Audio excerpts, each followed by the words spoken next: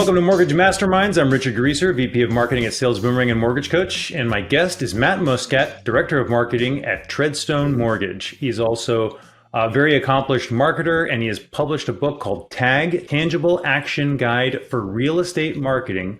Go get it on Amazon right now. You can see the author will be Matt Muscat. Again, that's TAG, Tangible Action Guide for Real Estate Marketing. Matt has a specialty for training realtors and lenders and how to work together. And I would recommend you read that book. And I'm certainly going to get my copy right after this podcast. Matt, thanks for joining us. Hey, thanks for having me today. Cool. So why don't we just start off? Why don't you tell me a little bit about yourself, kind of how you ended up in this role, how you got published, and why everybody wants you speaking at all these different events, and maybe a little bit about your business as well. Absolutely. Well, obviously it all happened by accident, like how most of us got into the lending industry. Nobody grew up thinking I want to be a mortgage lender or a mortgage marketer one day. But I went to grad school, studied internet marketing, and graduated in 2010. And at the time, we're just like coming out of this financial collapse where basically the mortgage industry had catapulted the entire world economy into the gutter. So basically our fault. And there were no jobs out there in any industry. So I applied for 1 million jobs, actually 100 jobs, and I got one call, and it was from a mortgage company, ironically enough. So I told my mom I was going to go work for a mortgage company for basically no money a year, but that it was a great opportunity. And she told me I was crazy. And I did it, and I've been there for 11 years, and it's the best job in the world. Oh, that is awesome. Yeah. Again, for everybody listening, that's Treadstone Mortgage.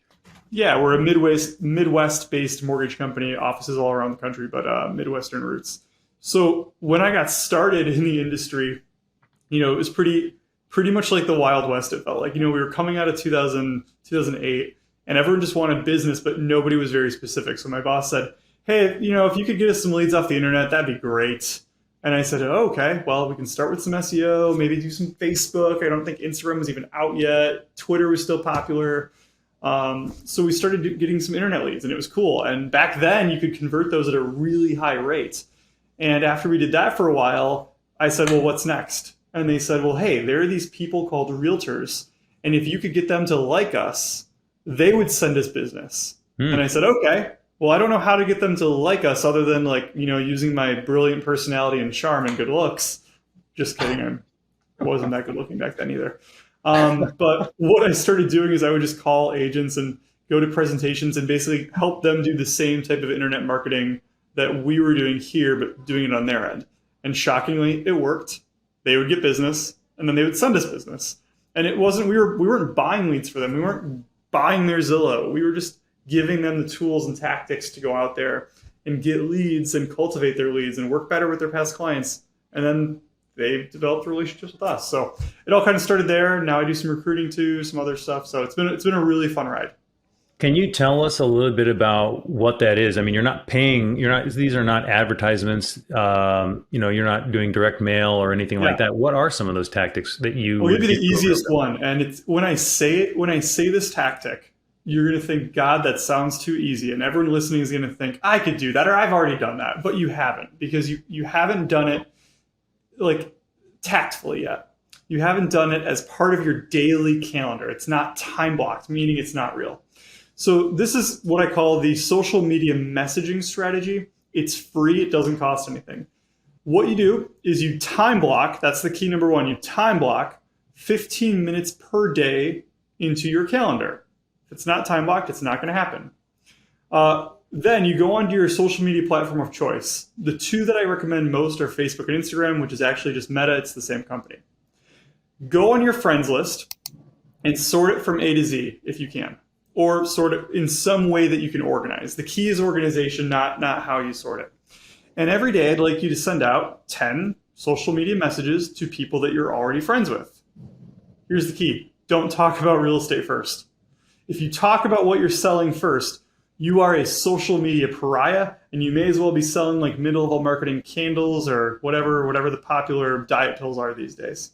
What I want you to do in these messages is just reach out and look at their profile and message them about something that they've recently posted about. So Richard, if I went to your Facebook because you were part of my one person today, it would say, hey, you just took your 3-year-old twins to do something. And I'd say, hey man, like that activity you did with your kids looked awesome. I need to take my 2-year-old out this weekend. Like, would that be age appropriate? Did your kids like it? Would you respond to that? Absolutely. I mean, I would definitely respond to that. You're talking about my kids and we're connected. So Yeah, and you took the time out of your day to post about something that you did with your family. Clearly you cared about it. mm-hmm. So if I message you about you, you are going to respond. That accomplishes 2 things. Number 1, the algorithm now knows that we care about each other and that we're interested in each other again. Maybe we haven't talked in a while. And so now Facebook, Instagram is going to start showing each other our posts higher up in the news feed. That's number 1. Number 2, when we have this conversation that starts about a mutual interest like our kids, where do you think this conversation is going to go next? It's going to go into one question that everyone asks in every conversation in the English language. Can you guess what that question is? What's No. What's the first thing you say to someone? How you doing? How you doing? How's it going? What's new? Something like that. One of those 3. And that is genius because it always happens and it's an open-ended question. So Richard, if you ask me, how's it going? What's new? How are you? I can take this conversation anywhere I want to go and it's appropriate. I can tell you about my job. I can tell you about my kids, my family, a special event that I'm doing. I can do it in a way where it's not weird because you asked me. Like you handed me the power in that conversation. So my goal is to start 10 of these conversations a day that are about you and to slowly make it about me or about whatever I want. And sometimes it's not about work. Sometimes I might want to tell you about an event that we have going on or about something my kids are doing, or I might need your help to like find out what to do with my kids this weekend. And it's genuinely fun. But what happens every time is if you're a realtor or a lender doing this, your posts will be seen by your friends, customers more often, but also you're going to set more coffee appointments, you're going to set more lunch appointments, and you're going to have more fun. It's way better than cold calling. It's cold calling with like ammo of what they want to talk about. That's super interesting. So, okay, in the example where you asked me about my kid's birthday, they're both twins or something like that, and we'd get into a little conversation about the twins' birthday. That's it. That would stop right there, and then you would post something, right? You would post something organically, or so in general, like hopefully you and I are both already posting 2 to 3 times a week, one thing about business, a couple things about personal stuff. But because we had that 2-way communication on Messenger, Facebook or Instagram is now going to start showing you my other posts higher up on your newsfeed. Yeah, sure. The algorithm makes total sense. Yeah. So that's the main goal. But the other goal is at some point in that conversation, when we're done talking about our kids, we're probably going to start talking about everything else. That's interesting. It's like putting a fishing line out there, and it's Correct. nobody has any idea you're actually putting a fishing line out there. It seems more like you're just interested in what's going on in someone's life. And you are, by the way, right? If you're a really good mortgage loan officer, it's not just about a transaction. You're looking to help people's lives out. Otherwise, you shouldn't be working with them, right? 100% agree. And I think that's what separates a mortgage loan officer from like a bank person that sits at a desk and just takes inbound calls all day. I mean, if you're a normal independent loan officer, this is part of the job these days. Yeah, that's interesting. And that's changed a lot. And I wonder, you think this has been, amongst all the loan officers you support, I assume there's a lot. Yep. Do they all get it? I mean, do they understand that it's like a relationship business that a big portion has gone online, basically, social media? It's super. I mean, I personally, I'm all about the internet. I'm all about social media, but I don't care how my loan officers do it as long as they are relational in general. If they want to do it all over the phone, if they want to do handwritten notes, if they want to go all face to face, I'm great with it. You just have to be relational. We're not a transactional type shop. To give you an example, one of our loan officers bought rented, a giant dumpster and put out in his neighborhood. And he emailed and called all of his customers and neighbors and just said, hey, I'm just doing this for the community. There's a dumpster out there. If you want to do a spring cleanup, take all your trash here. He stood there with his family and greeted everyone that came by. That was it. Got 4 deals off of it. That is an amazing idea right there. You're just giving out ideas on this podcast. Look at everybody. If you're listening, he just gave one that tells you about a basic social media tactic that you could do right now to engage with everybody that you're connected to, right? And then number 2, go get a dumpster. And tell everybody in your neighborhood. You could get on Nextdoor and just tell everybody on Nextdoor, this is the address, this is where it's at. Well, and the reason it works is because everyone came to him and they were like, why did you do this? Like, why did you spend a couple $100 for us all to dump our trash away? He's like, oh, I'm in mortgages and like, I'm just trying to connect with people and like, let them know what I do. That was it. Like they asked, he gave an honest response. And then people were, oh, how is the market? Oh, I'm buying an Airbnb. Oh, I need to refi. Not anymore, but like, back, that was 6 months ago. So it's just, community focused marketing. As long as my people are doing something that's focused on people, community, I'm good with it. There's great mortgage companies that focus on just technology and just transactions, and that's amazing. We're not that. That is cool. I really like that approach. And you know what I like the approach of the dumpster is that people will ask that question, why are you doing this? Right? Especially if it's a one person who's like, hey, I got a dumpster here. You know what I mean? People will ask that question when they come and dump, and you can engage them when they come up. And as long as you're, extroverted and willing to have conversations, you probably shouldn't be a loan officer if you're not, right? I mean, if you're like the introvert who's like, oh, I don't like talking to people. Yeah. Well, it's really funny because for introverts, I think there's different strategies. There's different strategies that you can take. I think a lot of social media, if you're an introvert, can be hard. But what I like for introverts to do, I can't even say it because I'm not one, right? Yeah. But what I like for them to do is to listen more than they talk. So I think most extroverts are terrible at listening, but we're great at speaking. Yep. So for introverts, if you just look at what people are posting on social media, you can find buying signs, right? Mm. Like if I see, Richard, that you just had twins, you might need a bigger house. So what am I going to do? I'm going to send a handwritten congratulations note in the mail. I'm going to make sure that you're on my follow-up list for the next 2 years because you're going to grow out of that house soon. And I just want to make sure I'm there when you realize that. Maybe I just start sending you listings. Maybe I offer you a refinance because you might want to take some money out to pay for, I don't know, the ridiculous hospital bill you probably got. But, it's just listening and looking for those buying signs and for opportunities. If you're an introvert, I think there's so much value there that the rest of the world, especially the extroverts, leave untapped. You're totally right. For our business, we're Sales Boomerang, Borrower Intelligence. We let people know the moment someone needs a loan. And some of the research that we've seen is that there's 11 transactions on average in a borrower's lifetime, meaning you'll buy a home, you'll refinance a home, right? HELOC, all kinds of different options that a borrower will have to go through usually through their life. And for all kinds of different reasons, right? But that's 11 for one person. Now imagine everybody they know. So if you come to that, look, we'll call it the trash dumpster discussion. You come to that trash dumpster discussion with any one person, it's a greater chance that they or someone they know or are related to is going to need some mortgage-related advice than not. Every person who comes and talks to you, the math just by far shows that, right? So if you can show to that person that you are knowledgeable and just want to help and talk about like what are your different options, there's a very high chance you're going to either get that person's next mortgage or a recommendation or a referral. 100%. And I think for salespeople out there to realize that you're not always looking for the deal from that one person, you're looking to gain their trust and have them understand that you're a credible source so that you can get their referrals to people they know. Yeah, for sure. So I think, for the first time home buyers of the world that don't even know that they could be buying a home, there's so many different reasons. People who are retiring right now, that's huge in the country. There's not enough retirement money, and there's all this money tappable in home equity to help fund people's retirement. If you do reverse mortgages, or maybe it's a cash out or something along those lines, planning for retirement. Hell, you could have a planning for retirement discussion with every single person you talk to. Because nobody's planning for retirement these days, right? The average American retires with like $150,000, $160,000, which is crazy if you think about that, because they got to live on average like 12 years.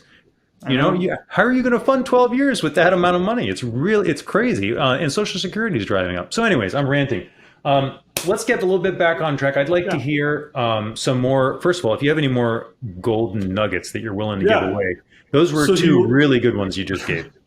Well, you liked the dumpster idea. So my coworker came up with that like 10 years ago, and I thought it was genius. But I have another one that's almost identical. So this one's a little bit more expensive, but it's more fun too. So I call it the coffee shop buyout or the ice cream shop buyout. Literally find one of your past clients, find a friend, find a neighbor that owns a coffee shop or an ice cream shop, and ask if you can just buy out the tab for the morning or the afternoon. So done this multiple times. Partner with realtors. A realtor and a lender can do a coffee shop buyout together. From 8 a.m. until 11 a.m., you guys are sitting at a table just getting your work done, and the owner or the barista knows that all of the people's drinks that are coming in are on your tab. Oh, that's cool. Now, you can set limitations to it. You could just say, hey, black coffee only, and you can cut a deal with them, or it could be maybe $10 per person's on you. But every single person that goes to slide their credit card and finds out that it's free is going to ask, why is it free? And then the barista is going to point to you, and they're going to come say thank you every single time. And they're going to be like, why are you buying my coffee? Hey, I'm a lender. I'm a realtor. We're doing this thing. We're all about the community, blah, blah, blah. It is so much fun. You get to meet so many cool people, develop new relationships, and you make people happy. Like, I would rather spend, like right now, like the average cost of an online lead, it can be $1,000. Yeah. It's high, right? Like the cost of good leads is really high. The cost of crappy leads is still pretty low. But would you rather buy that lead or spend that $1,000 on meeting 45 new friends and getting some great coffee out of it and not being at your office? Yeah, I mean, I think I'd much rather have 100 leads for my $1,000. Yeah. And put those people into your sales boomerang, into your system, and figure out what the next opportunity is. I think it's priceless. Yeah, that's genius. I love it. Now you've just given away 3 golden nuggets. Anybody listening should be like, ooh, I'm going to try that. Now, you definitely have to invest for 2 of these, right? The dumpster's not too expensive, but it is fail-proof in my opinion because everyone has spring cleaning to do, right? And a lot of do people it for yourself. Like, start with you, do it when you need it, and then let everybody else use it. That's how it started with us. We happen to have it already, and then we're like, yeah, we should tell our clients about this. I mean, you could even do donations too. You could say, hey, I'm going to be going around and collecting donations. You just tell me and I'll go pick it up. Yeah. I mean, there's a million ways to do these kinds of things, but it's a great way to really connect with your community. If you do it, make sure you get it to all of your clients first, make sure you get it to your neighborhood second, and then make sure you advertise it to another audience, whether it might be the coffee shop or the ice cream shop or something else on Nextdoor, just to make sure that you can meet new people, but also reward the people that have helped you get to where you are. How thankful are the loan officers and realtors that you work with when this starts working for them? I mean, do you get thank you cards and people calling you up and being like, dude, Matt, this was amazing? Or are they like, Matt, you just wasted a ton of my time? Every single time. Thankfully, I work with a really thankful group of people, and they are receptive to new ideas because they know that if I give them 3 ideas, one of them, maybe 2 of them might not work. It might be a waste. But in our industry, the commissions are high enough that something can work just one time and pay off a whole lot of failed marketing. We don't have a lot of failed marketing. However, the results in our industry, you might get a lead off something and that lead might not close for 6 months. But when it does close, you now have a client for life that, like you said, you might work with 11 times. Wow, that's amazing. So you seem pretty willing to share a lot of these very tactical, immediately executable ideas. That's because none of my competitors are going to do it. Right? Tell me why. Tell me why. What does that mean? And I know that only a small percentage of the salespeople out there actually do any marketing. Most people just sit there and they do what I call hope marketing. They sit around and they hope that their clients are going to call them when they want a mortgage or when they want to buy a house. That is what most people do. Very few people, only the top people, actually have a time-blocked schedule of different marketing tactics that they're going to try. And most of them only do 1 or 2 different things. So my goal when I'm helping people is to help them figure out one more thing that they can add to the list. Like, I don't need you to add dumpster day and a coffee day and social media messages. Pick the one thing that you want to do, add it to your calendar. Once you've mastered it and you feel like you've really figured it out, then add something new. But at a certain point, people only want to grow so much. So if my competitors want to try this, the company next door wants to try it, fantastic. Eventually, they're going to realize that it would have been easier to just do it while working for us because we already support it. Wow, that's awesome. And so I assume you give tools to your teams to actually pull a lot of this off. Yeah, I mean, we pull it off mostly for them. Usually it's them writing the check and then us helping to execute the day of. Oh, that's cool. So you have any anecdotal stories that you could share? I love hearing anecdotal stories. You just did Sure. one right with the dumpster. So if you anything that comes to mind, we can be a realtor, loan officer, or some type of anything like that. Usually, Yeah. folks in your position get wind of a lot of really cool stories, right? Yeah, I'll give you two. Two anecdotal stories. First one was a marketing this is a funny one, which is why I like to give it out. Marketing campaign that a realtor came to us. It was a realtor that already was working with us, already liked us, but she said, guys, I would send you more business if I had more business to send. So I said, okay, well, we can solve that problem. Why don't we send out one mass email to your audience? We will write the email for you. Here's what it says. And if you need help with the technology, we can sit down with you at the coffee shop and help you type it out and click send to all. Then we told her we would do a postcard. So the email, it was great. It basically said, hey, the market's up 10%. If you're planning to buy a house in the next 12 months, let me know. I love you, and I'll bake you some cookies, whatever. So she sends that out to 1,000 people, and she gets four good responses that she closed on. So off one email that cost $0, she closed 3 deals immediately. And This is a realtor. This is a realtor that closed 4 deals. Wow. Yeah. So by the way, considering the average realtor does 12 deals a year, that's a Correct. big impact on their business. Huge impact. So she sent us 2 of those deals. So if you're a lender and you helped her with that, like we did, you'd get 2 closings right there for, I don't know, an hour worth of your time meeting with her and helping her send an email. But then we sent a postcard out for her, and this was the funny one. She worked in a certain neighborhood and she had been working in the same general neighborhood for years. So we sent out a postcard for her that said, you might not know me, but I've been inside your house. Oh, that's so Which cool. is creepy, right? It's No, freaking it's not. creepy. It's awesome. So it's a creepy postcard, but on the back it said, I'm not a peeping Tom or a burglar. I've worked and lived in this neighborhood for 54 years. I'm a real estate agent. Call me if you want any fun facts, stories, or stats on your area. That was it. You got 12 deals. 12 deals off of that postcard. Oh, come on. I mean, the She made opening over tagline. $217,000 in commission off of a friggin' postcard. I mean, the opening line drops your defenses immediately when you read that, especially when you realize. To be fair, on the back of it, it's a picture of a cute old lady, and it was not a picture of like me or you. If it was me or you, I don't know that it would work. But like, if you're a cute old lady listening to this, or maybe just like anyone that looks soft and cuddly, it's a great postcard to do. Yeah, I've been told I'm soft and cuddly, but I don't look it. So probably not me, you know? Maybe don't do the picture. So Maybe I mean, not. that would be one. And I think, the idea of just like, for loan officers to actually help their realtors rather than just calling and saying like, hey, give me business. Like, I'm so sick and tired of the lenders that just pester realtors like, hey, I would love to get coffee with you.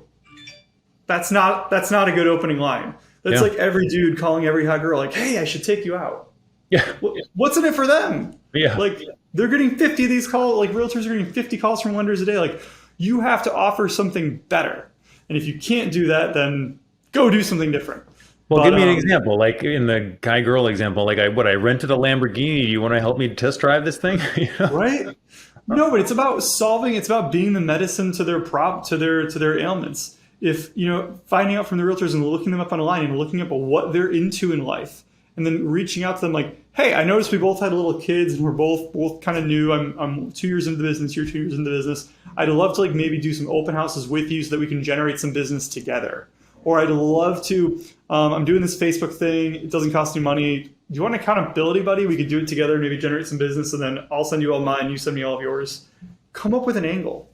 Or you find out that the realtor you're prospecting loves to play tennis or pickleball. So you say, hey, I'm not going to prospect you next to you, take you out to lunch. Do you want to play tennis? I'm looking for a partner, and I noticed you were in the same industry. Come at it from a different approach. Yep. You should know how to play tennis if you're going to do that. I would just say. Right?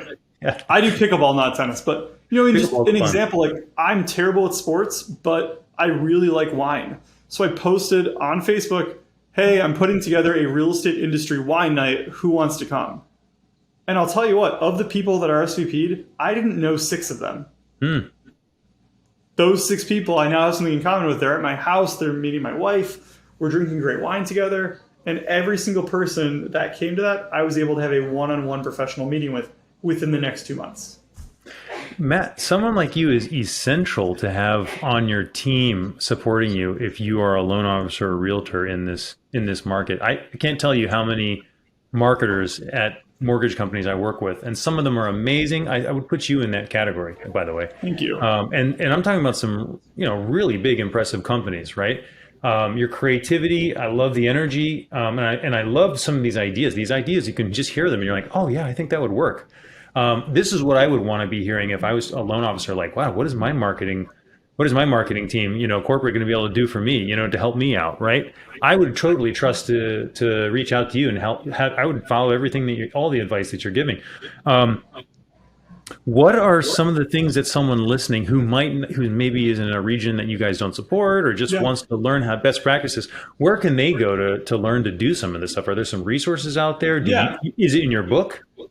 Yeah, so the book, my whole goal with the book, it's the Tangible Action Guide, and I really wanted to put something out there where every chapter was 2 pages, and it was just like, do this. So chapter 1 is just do a time block. That's it. Just block out times in your calendar that you can then do other activities. And then chapter 2 is like, put this in your time block. And chapter 3 is like, this is how to measure your results. So it's very specific things that you can do to generate a deal now. And it's short because it's for a salesperson's attention span. Second thing, I also have a podcast out there. We're going through a rebrand on it right now, but the current name is Marketing in Other Markets. It's for lenders and realtors. It's available on Apple. And then it's going to soon be, depending on when you're listening to this episode, it's going to soon be called The Neighborhood Realtor, because we really take a neighborhood approach to most of the marketing, as you can tell from the advice I've given on this show. And I really enjoyed that. You can also just hit me up on Instagram if you have a question. I'll talk with anyone, whether you're a competitor or not, as long as you're friendly. I'm happy to chat with you. And if I give you any ideas that you get a deal off of, send me a really great bottle of wine, maybe. But I'm just kidding. Just let's have some fun. No, you're not kidding. You love wine. I can hear it. That's my plan for tonight, Friday. Well, so look, I mean, it's obvious the last couple of years were just a boom for everybody in this industry, just collecting, just hold your hand out and the deals were coming in. Everybody was overwhelmed. And so it sounds to me like for your business and the LOs that you support, you guys are probably doing pretty well right now, because these are the type of tactics that you need to have honed beforehand over those last 2 years. I'm just guessing you guys are doing okay right now? Yeah, the thing that we always like to say is we're choosing not to participate in the downturn in the market. Oh, that's so good. I love that. Is our refi business down? Absolutely, right? Any lender that says that they're still doing the same amount of refis is lying. But yeah, our refis went down from 30% last year to 4% this year. But we have picked up a ton of market share on the purchase side because we chose to close really fast. We chose to give realtors and clients what they were looking for. Our purchase business has increased. I think that's awesome. So purchase is up. That's kind of where I was going, right? I think that is success in this market right now. If you're growing your purchase business, you are successful, because that's where the puck is gone. Yeah, and our other things that I think we really do a good job, and I think everyone should be doing this, but enabling the people on your team that are not in sales and teaching them how to sell to their friends socially, how to spot opportunities for deals to refer to you, and then obviously to bonus them appropriately when they help you out.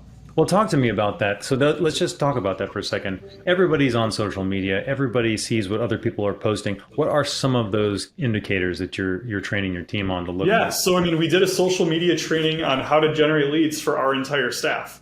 And we said, hey, we're going to post these little tidbits about mortgages and about the market on Facebook. We want you to share them. And if someone reaches out to you after you share them, send us the leads.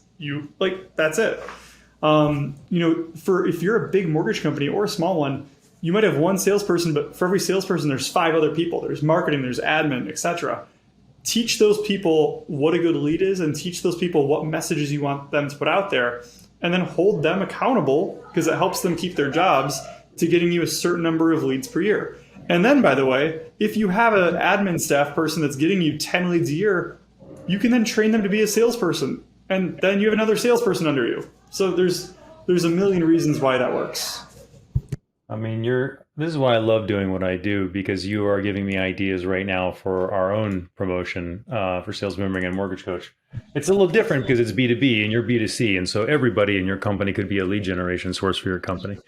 But for us, I mean, like an individual consumer resharing some of our content, might not really resonate with the consumer, but there's definitely applicable things with like our clients and other lenders resharing some really awesome content that we could put out there. Stuff that you're giving away right now, like all those 4 points that you gave, right? From the social media strategy, the dumpster, the coffee shop buyout, every one of those is a really good idea that I think lenders would love to reshare to the loan officers that they work for.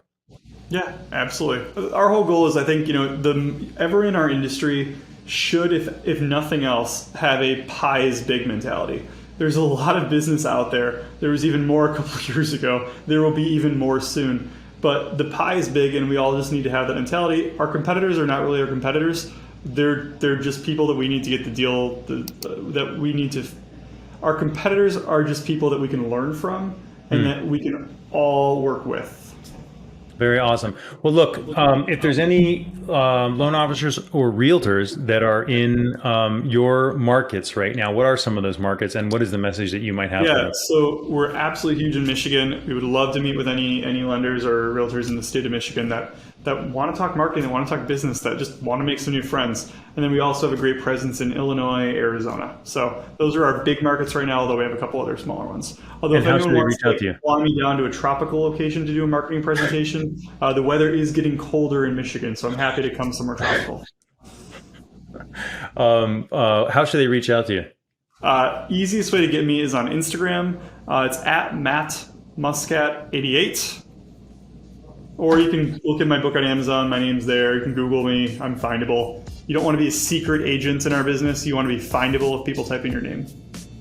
Why 88? What's the 88? Year I was born. That's what I was going to guess, but I don't want to. Yep, very cool. Well, look, Matt, that was I really enjoyed having you on. That was a great discussion, and we're definitely going to have you on again. Awesome. I would love to be a part of it. Thank you again for having me, Richard. Thanks for listening. If you like the podcast, please give us a 5-star rating, subscribe, and tell all your friends about the show. We at Sales Boomerang started this podcast to elevate the mortgage lending industry by sharing the kind of exclusive, insider knowledge from the successes and failures of the best of the best. The foundation of every successful lender is borrower retention. Sales Boomerang is the #1 fully automated borrower retention system in the industry. 1 in 2 of the biggest lending companies in the United States use Sales Boomerang to make sure they reach out to their borrowers when they need a loan, and more importantly, before their competitors do. If you want to learn more about Sales Boomerang, check us out at salesboomerang.com.